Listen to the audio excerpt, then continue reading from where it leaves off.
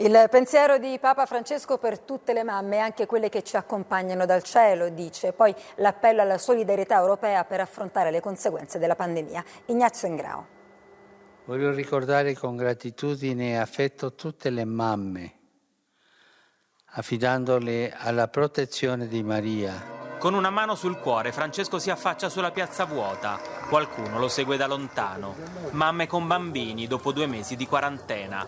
Per Bergoglio Regina Coeli è ancora blindato in biblioteca. Un pensiero per l'Africa a 40 anni dal primo viaggio di San Giovanni Paolo II. Una drammatica emergenza ambientale. I giovani vogliono piantare 1 milione di alberi nel Sahel. Il Papa rilancia questa campagna. Una muraglia verde di 8.000 chilometri per fermare il deserto.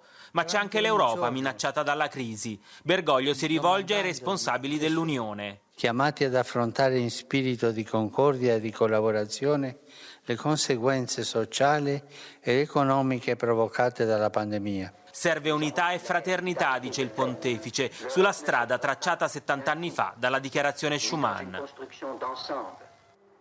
E ora andiamo nel Regno Unito. Il Premier Johnson